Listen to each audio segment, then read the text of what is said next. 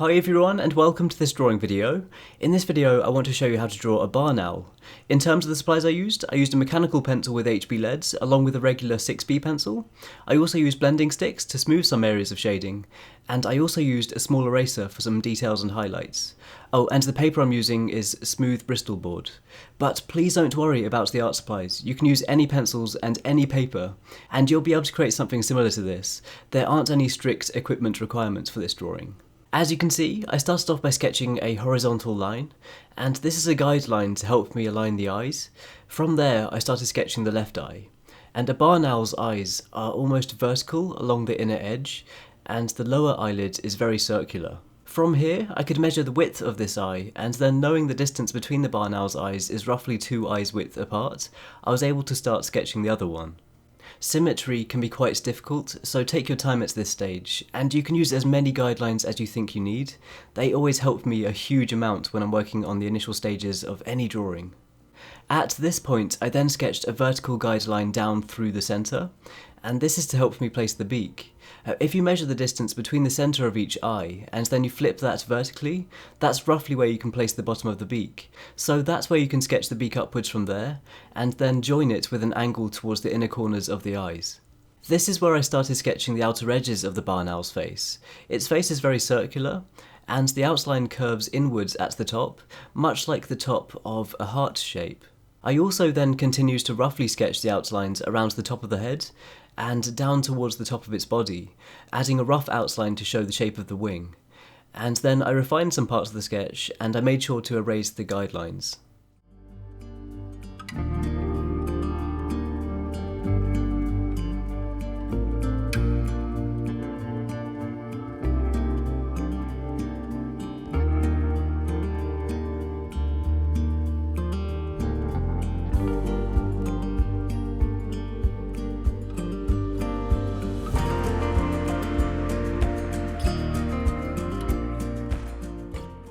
With the sketch completed, it was then time to start the shading, and I always like to start off by working on the eyes first, as I like to make sure they stand out as one of the most prominent features. So for each eye, I start off by adding dark shading around the outside edge with a sharp lead. I also mark off an area where I want to leave a highlight, imagining a light source is shining from the left, and then I also added some dark shading to the pupil. I left some patches of highlighting along the lower eyelids, and then I filled in the rest of the eyes with some shading. And actually a barn owl's eyes are very dark, so I found the small eraser extremely helpful here to add some additional highlighting along the bottom right of each eye.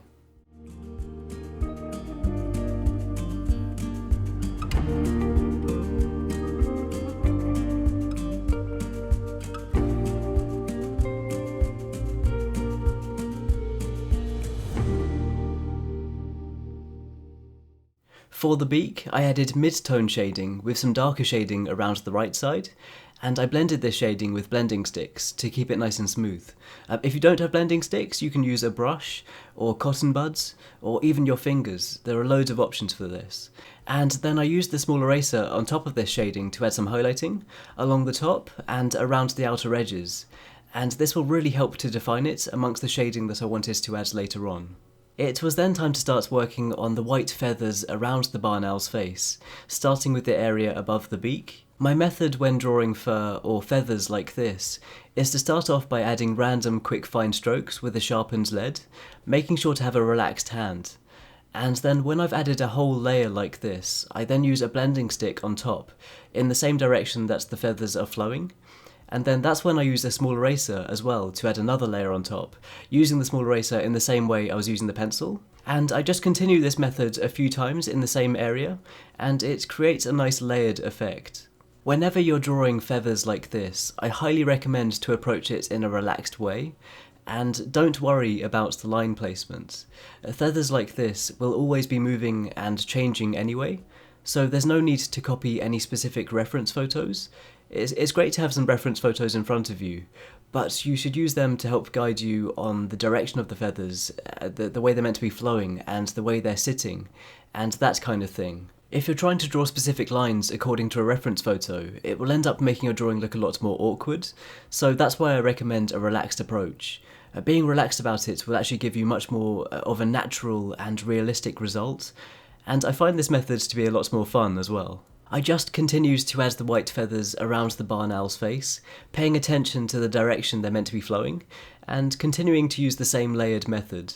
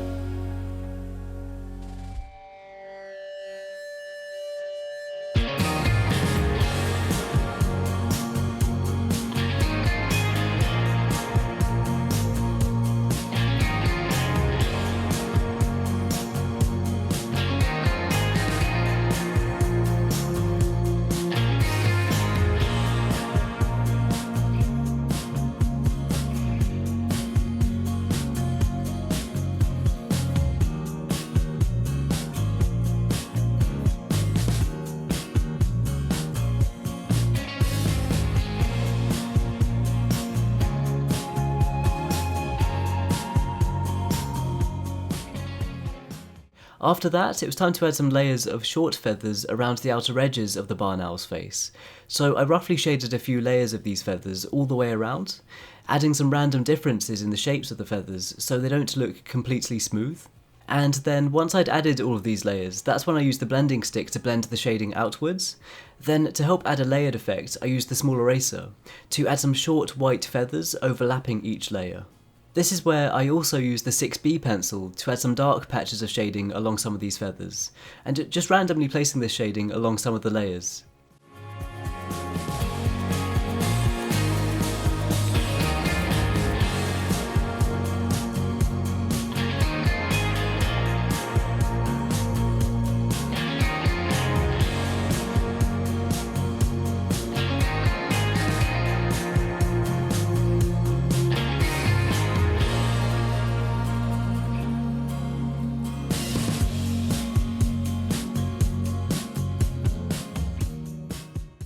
For the feathers around the outside of the barn owl's head, I started off with some mid-tone shading, blending it outwards and then adding highlights with the small eraser.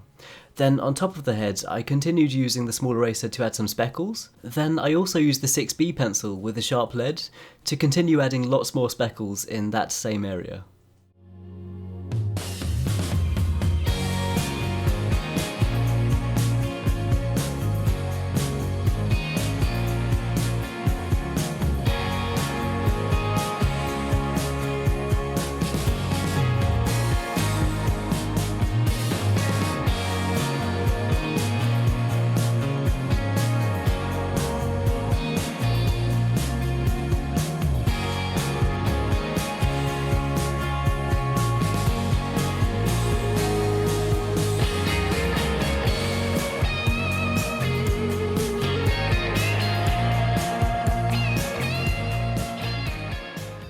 I continued working on the white feathers down the barn owl's chest, adding light patches of shading, then blending that with blending sticks, and continuing to add finer details with the small eraser. I also added a bit of shading underneath the head, considering the light source from the left. For the wing, I used the same method, but with darker mid-tone shading, blending it downwards from the white feathers. And after adding that layer, I then went on to adding a similar speckle effect with the small eraser and the 6B pencil.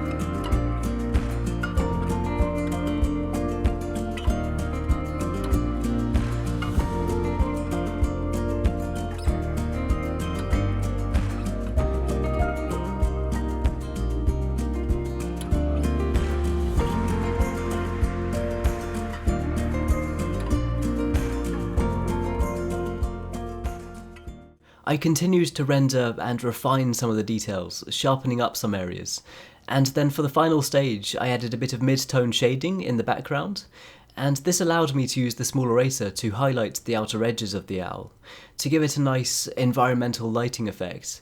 Then after that, this drawing was completed, and overall it took about 3.5 hours to complete, and it was so fun and so relaxing to work on. I love working on animal drawings like this, and I really hope this helps out in some way. So be sure to let me know what you think of this, and also let me know if you have any suggestions for future videos. If you want to see more stuff like this, then feel free to subscribe, and any likes or shares on this video, they really mean a lot to me. If you want to follow my progress and see photos before I post these videos, then please check out the links in the description box below to check out my Twitter, Facebook and Instagram. And once again, thank you so much for watching, and thank you so much for the support. I really appreciate it, and I hope you have an amazing day, and I'll see you all soon.